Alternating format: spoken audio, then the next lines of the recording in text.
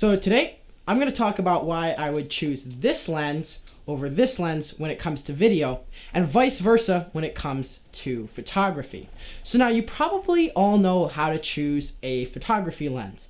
You just pick the focal length that you want and pick one with decent autofocus, one that has the image quality that you want, like sharpness, and make sure it's not just a cheap, crappy lens. But there's a little more to consider when picking a video lens. Let's go back to this example. If you recognize this lens, which probably many of you do, it's a 50mm f1.8 by Canon, nifty 50, very popular. Now, why would I not want this for video opposed to this 1972 Konica 50mm lens, which is actually less sharp and image quality wise worse? Well, here's why. When you're picking a video lens, you want to be able to manually set your aperture on the lens. So why do you want to be able to do that? Well, answer is simple.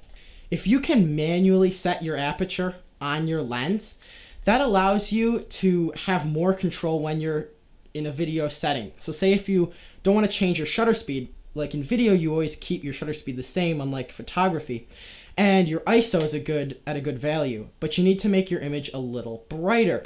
So what you're going to do is, so throughout your shot, it needs to go from a dark area to a light area.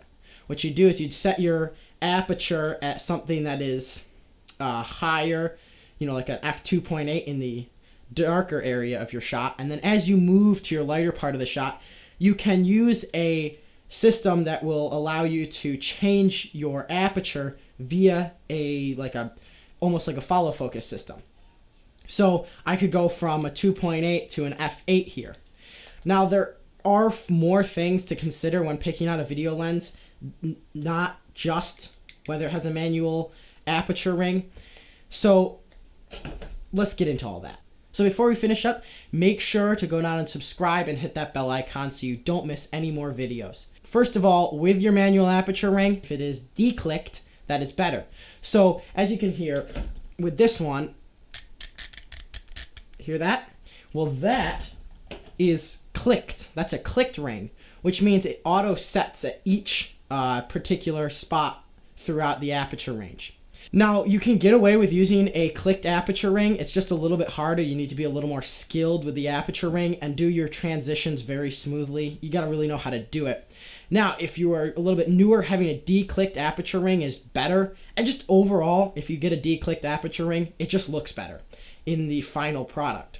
So you can look at cinema glass, which can often be expensive, but sometimes you can find some really good prices on third-party brands, cheaper lenses that are designed for your mirrorless cameras and not for cinema cameras. So remember, an aperture ring, preferably declicked, that is what's going to really improve your ability to film. Now let's get to focusing. Now you might love autofocus and you might hate it, depending on where you stand in the video realm, what you like to, do. I would suggest find a lens that allows you to have autofocus, just because that gives you just a little bit more versatility with it. If you don't have autofocus on the lens, you're stuck with manual focusing. And I know if you're going to be doing also some photography, having a manually focusing lens only is a little bit tough. And so for those quick portrait shots and the candid sceneries, it's a lot easier just to have an autofocus lens that can lock on and grab that focus.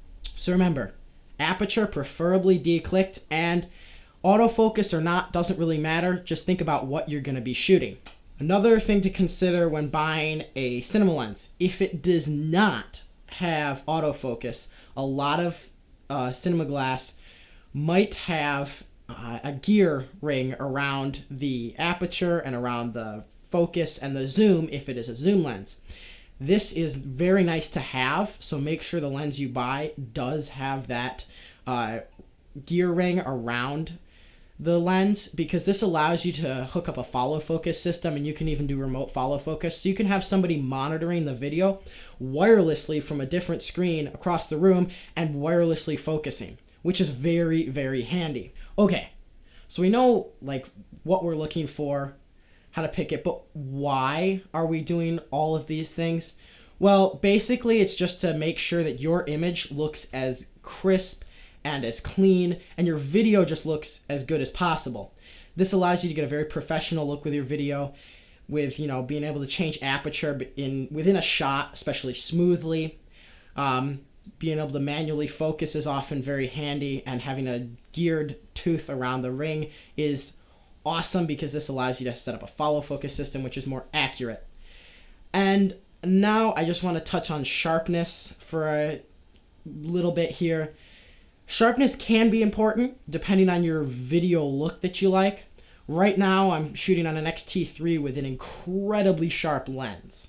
So this is the 10-24. Now I know it's not their sharpest lens by Fujifilm, but it is really sharp even with these focal lengths. There is a review for this lens in the cards. Make sure to check that out. So I like to shoot with a very sharp lens most of the time, but there's some scenarios, like if you are shooting a black and white video, using a softer lens, which generally means an older lens, can actually look really good and have an amazing aesthetic.